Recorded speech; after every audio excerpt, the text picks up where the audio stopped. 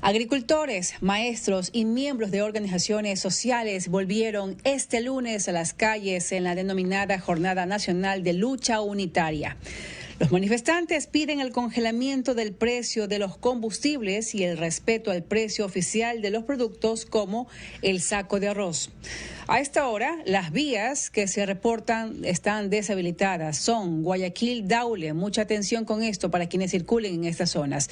En el kilómetro 54 de la vía Daule, a la altura del desvío de Valdivia, en el ingreso a Petrillo y la vía Alpán, a la altura del Redondel. También se reporta el cierre de la vía Babahoyo-Montalvo. Bien, continuamos con la noticia. Las etapas de comparecencias como parte del juicio político en contra del ex ministro de Energías, René Ortiz, concluyó en la Comisión de Fiscalización de la Asamblea Nacional. Ahora se deberá presentar el informe que va a debatir el Pleno del Legislativo. Con la audiencia del exministro de Energía, René Ortiz, ante la Comisión de Fiscalización de la Asamblea Nacional, se cerró la etapa de comparecencias en el marco del juicio político en su contra. Este proceso tiene como argumentos el cobro excesivo por el servicio eléctrico y el sistema de bandas a través del cual se regula el precio de la gasolina. Hay millones de dólares, decenas de millones de dólares de perjuicio y en particular el golpe es muy duro en contra de los sectores más vulnerables y en época de pandemia. Ortiz aseguró que la aplicación del sistema de bandas con el ajuste mensual de los precios de los combustibles ha generado un ahorro que superó los $1.000 millones en el 2020. Estas refinerías, como están, no valen. Así de sencillo, no valen. Entonces hay que ponerlas, pero tampoco podemos pensar que el gobierno tiene que ser el que ponga la plata. Ya puso 1.200 millones. A los asambleístas que impulsan este proceso de fiscalización, Luis Almeida del Partido Social Cristiano y Salvador Quispe de Pachacutic, no convencieron las respuestas del exministro. No existe ninguna planificación para subsanar el daño hecho. Está bien que en adelante se esté pensando con estas tecnologías y estas cosas, pero no estamos escuchando ninguna planificación, no hay plazos, no hay tiempos. También acudió ante la Comisión de Fiscalización Rafael Vázquez, actual gerente de la eléctrica CENEL, que dijo haber solicitado auditorías y exámenes especiales a la gestión anterior. Nuestra situación actual es la de solucionar cualquier tipo de problema, sea actual o sea anterior. Porque, como le dije, nosotros somos funcionarios de un nuevo gobierno en el cual nos debemos a un resultado.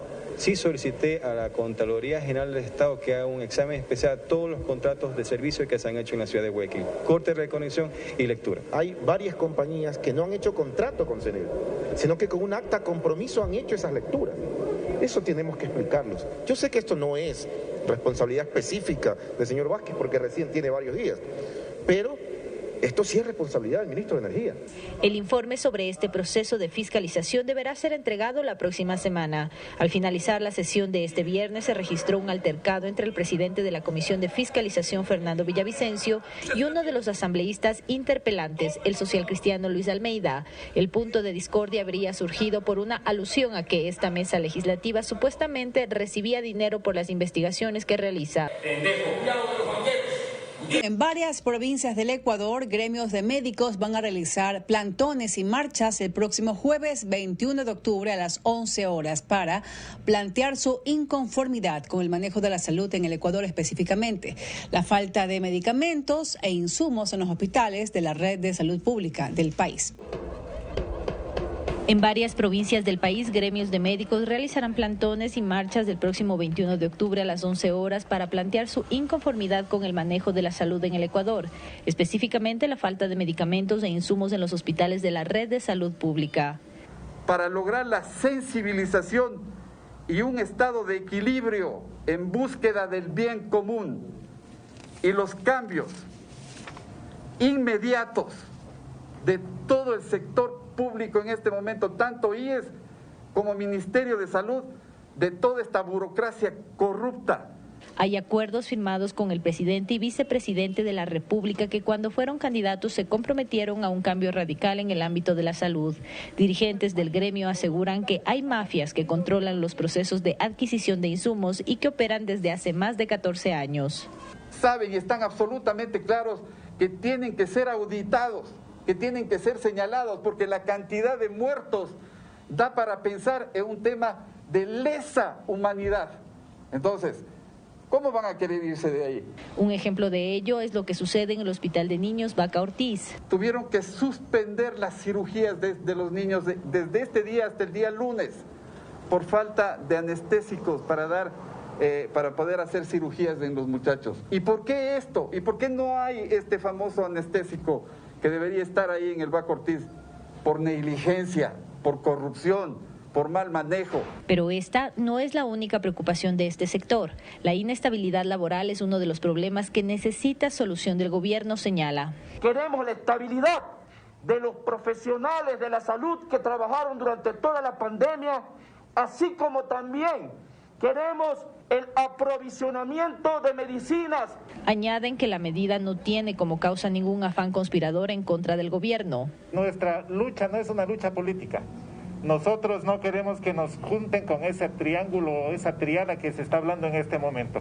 La lucha por la de la Federación Médica y de los colegios médicos provinciales es por la salud del pueblo, por los derechos de los profesionales de la salud. Médicos del país advirtieron que hasta que no haya respuesta del gobierno central, las medidas de protesta serán progresivas. La Comisión de Garantías Constitucionales de la Asamblea iniciará las comparecencias de la investigación de los Pandora Papers este lunes 18 de octubre. Entre los llamados a comparecer se encuentra el presidente de la República, su esposa e hijo.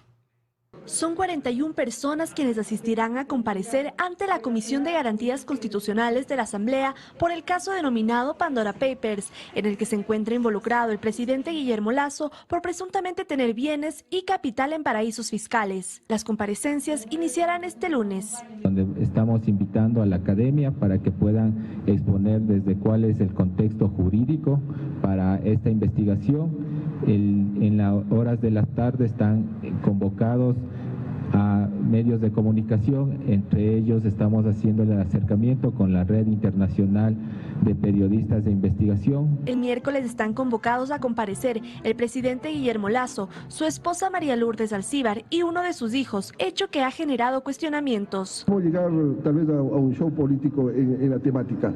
Entiendo que la primera dama nada tiene que ver sobre el tema, realmente que es el presidente el que tiene que venir a dar su punto de vista, su versión, los documentos. Acá no hay ningún tipo de intención de incomodar a la familia del presidente Lasso, ni que esto se vea como un escenario de persecución a su familia. Al contrario, creo que si el presidente de la República, dicho por él, ha vinculado a su familia en toda esta estructura, es evidente que la familia tiene que responder. Según el cronograma, también están convocados representantes de instituciones públicas. Al SRI, creo que lo del SRI es muy importante. Creo que, diría yo, que es una de las instituciones más fundamentales dentro de las comparecencias, porque es la que debería contrastar la información. También hemos considerado conveniente la participación del Consejo Nacional Electoral y del Tribunal Contencioso Electoral. Como también expertos nacionales e internacionales en temas de paraísos fiscales e instituciones internacionales. El 6 de noviembre es la fecha tope para que la comisión entregue el informe para resolución del Pleno.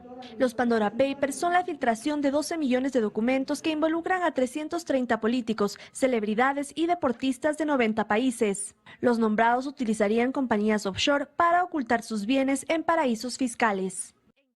Todos esperan los cambios que podría tener el proyecto de ley creando oportunidades, que ahora serán 3. La reforma tributaria y la reforma laboral la presentaremos con carácter de urgente.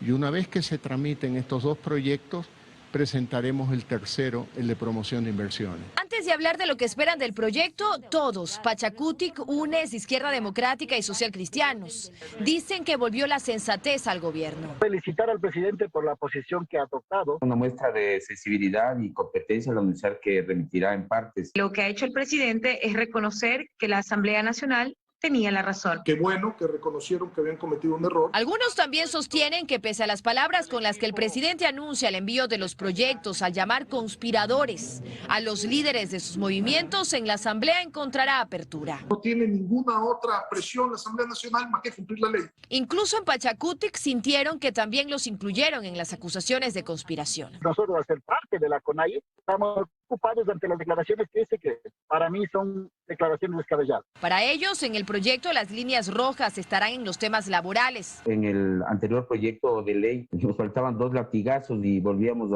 a la época feudal. Y creen que también hay que revisar la tabla de tributos. Él planteaba que más tiene más paga y en la tabla que presentó no era así. La próxima semana, los proyectos podrían llegar a la Asamblea. Aunque desde el Ejecutivo dicen que la muerte cruzada sigue siendo una opción. Está escrita en la Constitución, siempre es una opción. Y desde aquí también le dicen al presidente que no los amenace. Nosotros no le tenemos miedo. Pues a la muerte cruzada no le temen. Pero de ser el caso, nos vamos todos. Y pese a que esta decisión del gobierno baja las tensiones, al constitucionalista Diego Núñez le preocupa lo que últimamente ha dicho el presidente, que se van a enviar 2 proyectos con carácter económico urgente a la vez a la Asamblea. Pues pese a que la Constitución establece que solo cuando hay estado de excepción se pueden enviar 2 proyectos con carácter económico urgente a la vez, algunos expertos creen que no es posible, pues el estado de excepción por la crisis carcelaria no tiene relación con las motivaciones de los proyectos. Otros creen que sí.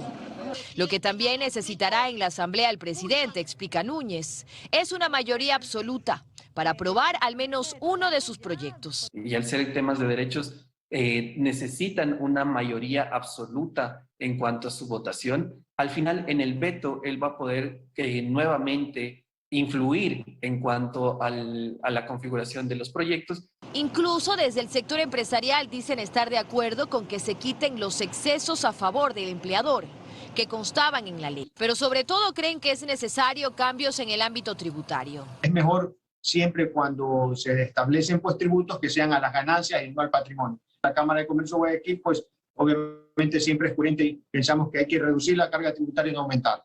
Esperan que dentro del proyecto de ley donde se hablarán de inversiones no solo se tome en cuenta las nuevas inversiones y además que se aclare la creación del RIMPE, pues la eliminación del 2% para microempresarios no servirá de mucho si se establece este mecanismo, aseguran. La próxima semana, los proyectos podrían llegar a la Asamblea.